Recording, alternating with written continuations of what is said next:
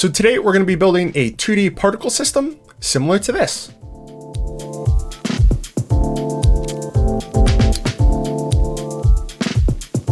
So let's just jump right into DaVinci. As you can see here is our animation. I did want to show you one thing you might not have actually seen. If I back this up, what you'll notice is that the text itself is actually being animated on with that particle system. So that's just one thing to keep in mind. When you're making the data, you can then pass that data off to do something else. So it's visually being represented by these three colors that build the particle system, but then we're also feeding that data into a title, or it could be a logo or something of that nature, which will then build out the reveal itself. And you can do a couple of different things, like I could make it, one color channel over another. But in this case, it was just the alpha channel that was being taken into account. If I actually turn off this bottom, what you'll notice is all of this is the alpha channel. As we go on, I'll show you, and it's pretty easy, but it's kind of like a cool way to animate on. I thought it was a pretty cool way to do like maybe like a title sequence or something like that. But let's make our own here quick. So we'll just come into here. We're going to right click and then go to New Fusion Comp. And we're going to create one here. This one was just 5 seconds, and we can leave it at 30 frames here. So we'll do that and then hit create. It's going to be right up in here. You can also click here to see the actual names. We'll bring that right into here, and then we'll just jump right over into Fusion once that's created. So now that it's created, I'm going to just move this over a little bit. The first thing we're going to do is we're actually going to start building the particle system. If you've never built a particle system, there's two big things that you need. You need to have an emitter, which is going to be the point in which you're going to be creating the actual particles. And then you need a node to render out that system into some type of an image. If you're doing 3D, that is then going to get put in as 3D data, which then you can manipulate a little bit more with a camera and then a 3D renderer to then go out as a 2D image. If you're just doing what we did here, we're going to take that renderer and then just spit out a 2D image, because we don't have to worry about depth really. So I'm just going to bring down an emitter that's right here along the bar. And then the third one here, I'm going to bring down a renderer. So these are the only things you really need to build a particle system, like I said. And all we would do is just connect these up. And the first thing, if I was to view this, you might have two views. All I did is just click this button to get one view. And then I'll just go to fit, and we'll pull this down so we have a little bit more space. If this is what you see, that is just because in our renderer, we have it 3D. So it's just taking our current, whatever our particle system is, and then it's being pushed into a 3D environment. And we don't want that. We're actually going to go to 2D. So here is 2D. And if we come into our emitter, there's a bunch of different settings here. In our emitter, we have number and then lifespan. These are the two big things. Then we have the how much we want to change it so it's not very static.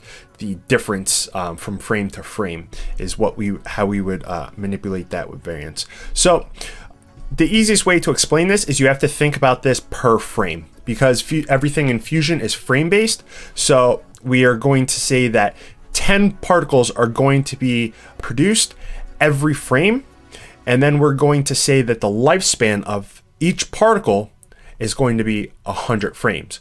So after our mark of 100, then we will start to kill off, and everything will only stay at that number there.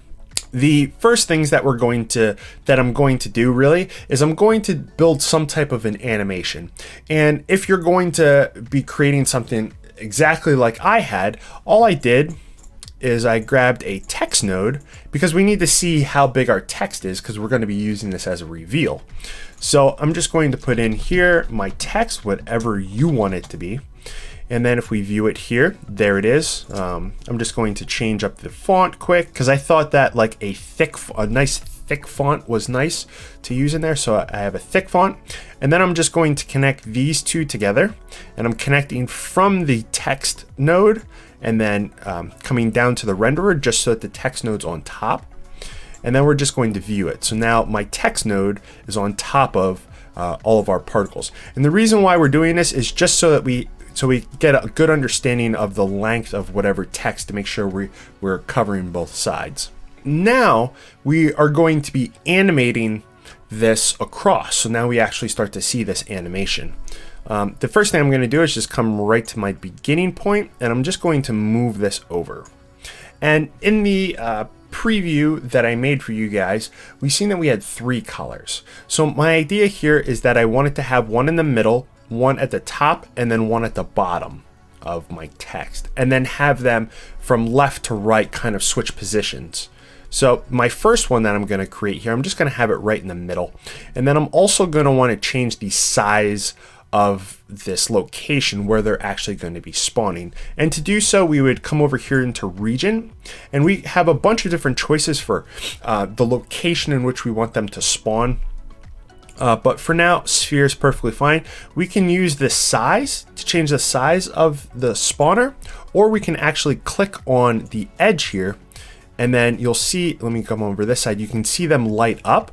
It goes from a green to a white, and then we can actually use that to drag these size. So I'm actually going to bring this down to 1.5. I think that looks good. And I'm just going to get a nice little position there.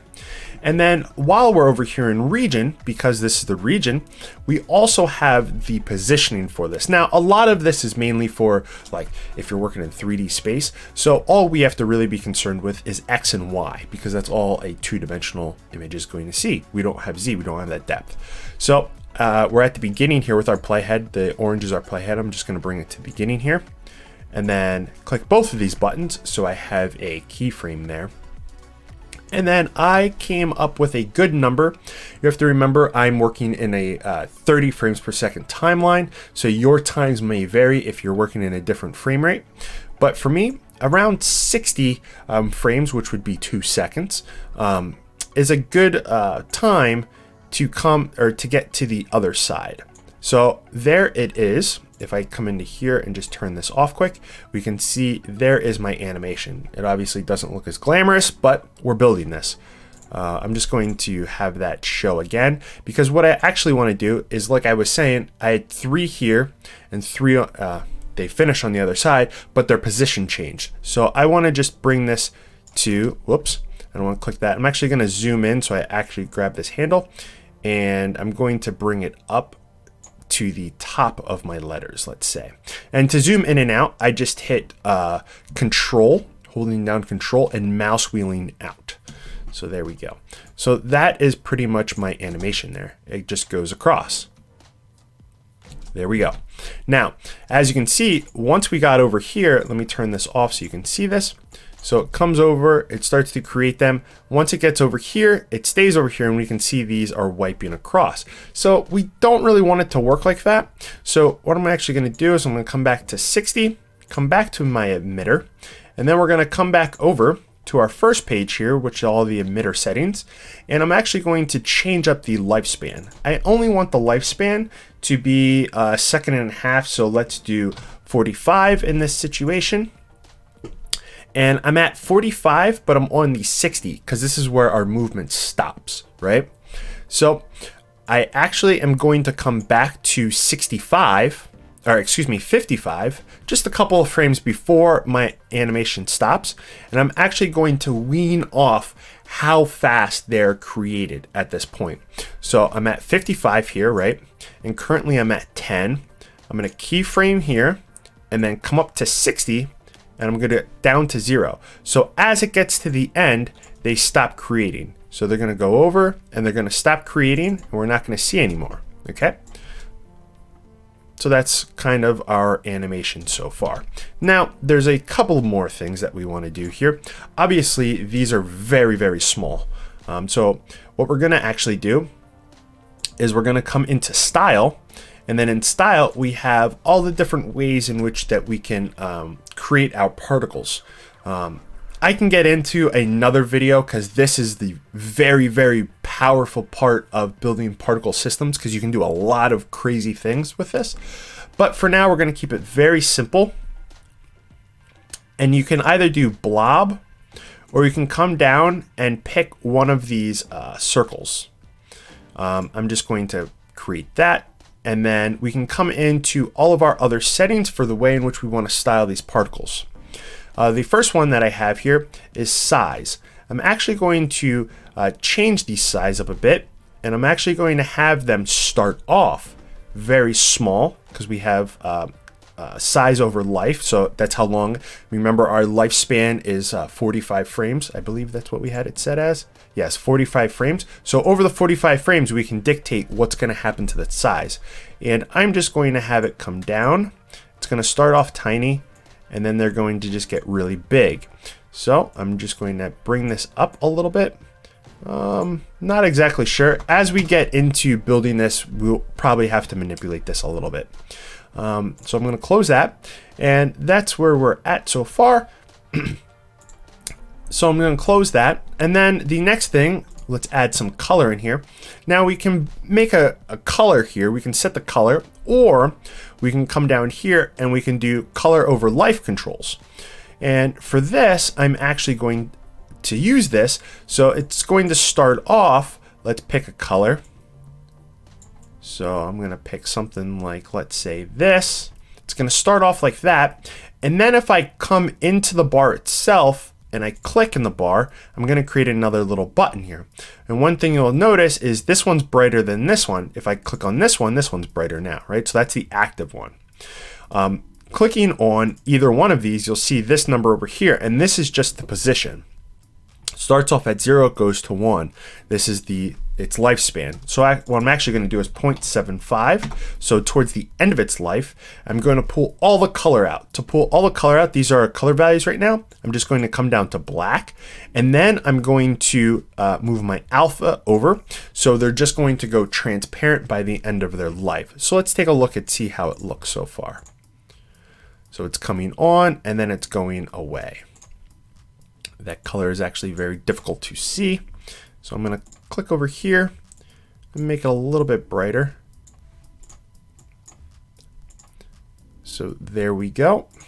That's still kind of difficult to see. I'm going to purge cache because you can see him dancing. That's something that you sometimes have with particle systems. I'm actually going to come into size, increase the size just a little bit.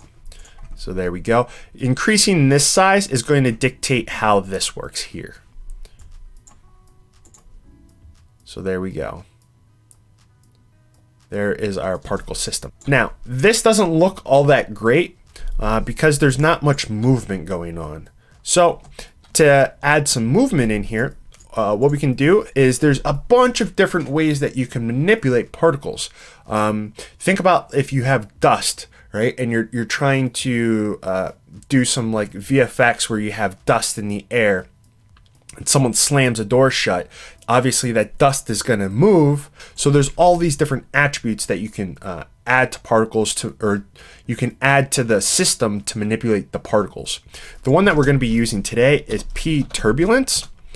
So I just add that in there. To open this up, sorry I went too fast, is you hit Shift Spacebar and then you just type in whatever it is that you want.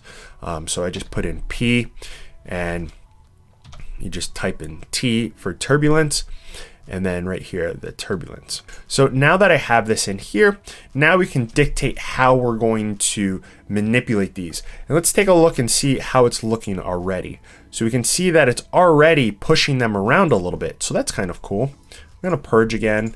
I'm gonna actually change these to, let's say 0.2. Let's see what happens here. So now if I play this through, what you'll see is that we have them kind of moving around a little bit, right? But it's not really like it was because if we remember, taking a look at this, our particles actually stayed and they didn't disappear. So what we would do to have them stay is, I don't know if you've ever seen any type of light paintings that people do. It's where they have their camera, they put it on a really low shutter speed, and then they move a really bright light around to draw things. Or if you ever see like the star trails in, you know, where time lapses and stuff like that, we're going to be doing a similar approach to that. In the system or after the system, one thing that we can do is we can do a trails.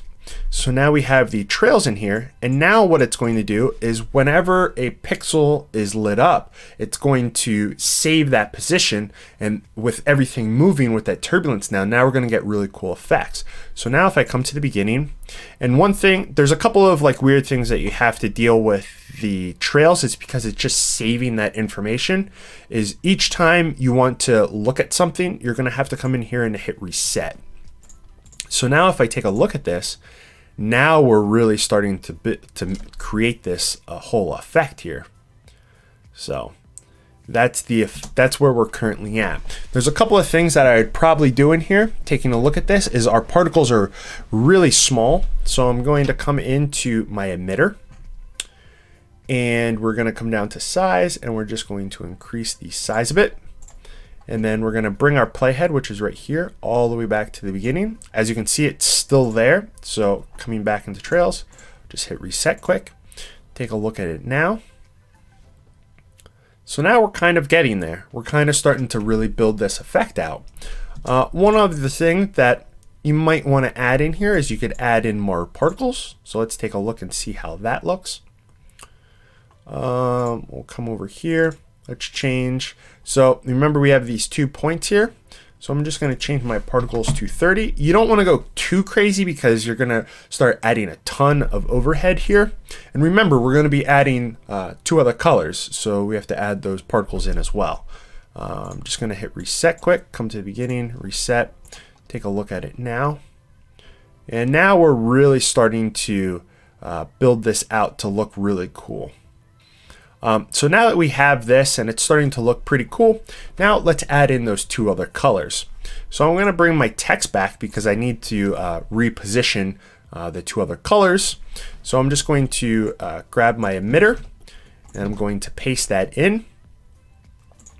And I'm not even going to connect it. I'm just going to be on my emitter, and I'm going to come to the beginning here, and I'm just going to move my position. Zooming in, I'm going to go to the bottom of the text, and then I'm going to zoom out, and then come to where our keyframe, remember right here, our keyframe, for me it's at 60, is right there. I'm actually going to have this just come down to the middle, like that. And I'm just going to save quick, create another one, paste it, and since I'm here at the end, we don't have one at the bottom. So we're going to come down to the bottom, come back to the beginning, come over here, and we will go in the middle, or at the top. Yeah.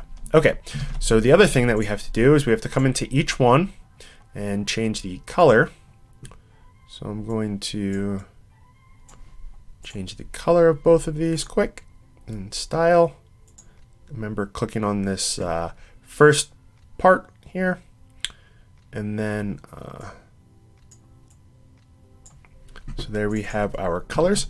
Now, if we were to connect all of these in, there is a node that we're going to have to create, which is a P merge, right? The other way that you can do this is you can, have them disconnected, and then you can connect one to the other, and then you get that P merge. So if I was to do this and connect these, and bring this into here, there's one little thing that you'll notice is, remember, this is going into this particular turbulence, is if we come to the beginning now and reset, one thing that you'll notice is all of them are being manipulated the same exact way with that turbulence. So before this goes through and renders, even though it's kind of looking kind of cool, I think I picked some pretty cool colors there. That isn't going to look very good. So what we're going to do instead is I'm actually going to keep this turbulence here, and I'm going to delete those. And I'm just going to connect here, and I'm just going to do, actually I can just copy this one and paste it, Control C, Control V, right? And I'm going to connect these in. And on each turbulence, we have this random seed. And what the random seed is because this is randomly getting moved, it's just going to add in a different number to randomize how the parameters are added. So you can just randomly move it. randomly move it. And then we're just going to then connect these together and have this go into our renderer. Come back to the beginning, click on trails, reset. Now let's take a look at it. So now they should go in all different directions. And this is where having lots of particles starts to really add a lot more processing efforts into the project. So here we have something that's kind of looking all right. But if we want to change it, we just have to come into here and we can just simply just change it by one number. You don't really have to change it by much because it's just calculating how the turbulence will be added. And then we'll get a completely different look. So here we have some that's going under, some that's going over. So this one might be all right to use. But there's one thing that we have to make sure of. So if we actually come in here and turn on our text, the big thing that we want to make sure of is that our text is covered for the most part, because we're going to use the this information to reveal the text. So that is something that you kind of want to make sure of. So I'm actually going to change the color of this text to... That might be a little difficult to read with this color here. But anyways, we just have to have it overlap there. So that looks like it's overlapped. I can let this run through all the way, and then we can get this finishing up here. So there we go. Now remember the lifespan of these. We don't have to worry about them going crazy because the lifespan is only 45 frames.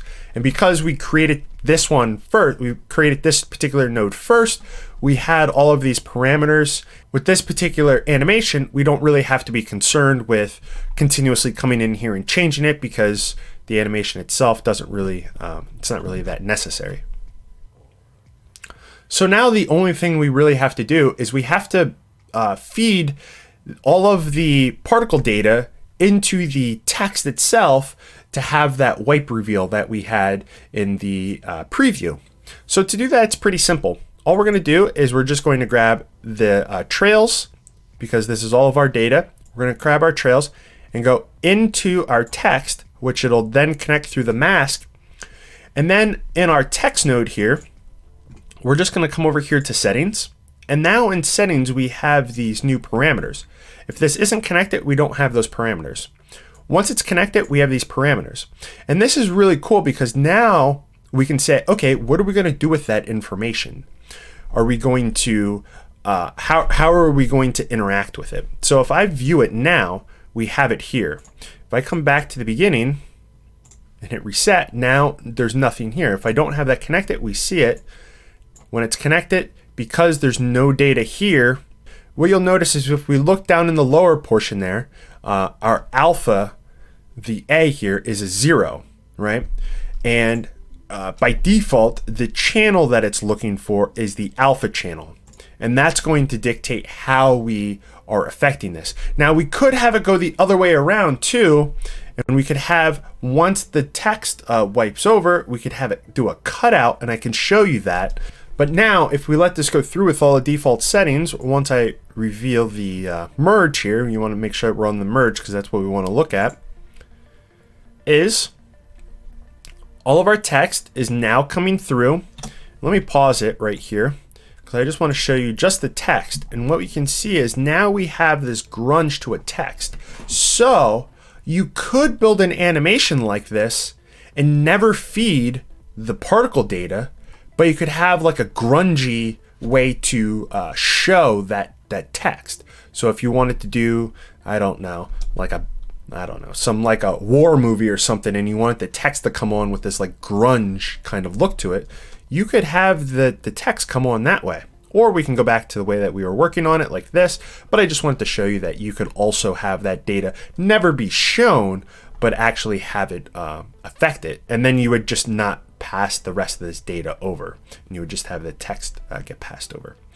So now we're now showing this, But we could take this data and we could use it the opposite way. We could actually cut the letters out of our particle system if we wanted to do that. So we would not have that connected, and we would bring in a background node, right? And we could just make this nothing, right? So it's just a blank transparent background, and then we could have this as the background, right? And then have this come in as the foreground like this. And then because this is coming in the foreground, we can now manipulate that with this merge here by taking this and bringing it in here. Obviously, this is going the opposite way. It's another cool effect that you could do, but you could come into this merge and we'll come over into settings and then apply mask invert. And then there we go. So now we could actually have all of this paint splatter, but it won't touch anything that where these letters are. You could also make it less noticeable and have the have everything still splatter over it, but maybe not as much. But I just wanted to show you that that is another way that you could do that. So let's go back to how we had it set up previously. We had this come into here. We had this in as the background, and then we had this in as the foreground, and there we go. Our animation is now coming on. So what I'll do is come back to the beginning, come into our trails, hit reset, come over to edit, and then depending on how your system's set up, for mine, I wait 5 seconds, and then it'll render everything. It rendered through. Now we play it. Obviously, I forgot to connect something here. So the other thing that you would want to connect is your media out. So we'll connect the media out. And then once it's done, we can now view it. And there we go. I would obviously probably change these colors because I feel like these two, the text and that pink, are too close to one another. But just like I had with mine, I just grabbed a solid, drop my solid in here, and that's in the effects library, generators solid. Then once you come into here, we can then change this. Because I put this on the second, all of that transparency here, I can now manipulate the colors. And I'll just bring this up. And then there we go. Now I have that effect added there. So that's kind of it for this one. Let me know in the comments what you guys would use this for. If you would modify it, use it for a title sequence, maybe a lower third, something of that nature. I don't know. Let me know. But with that being said, my name's JR, and thanks for watching.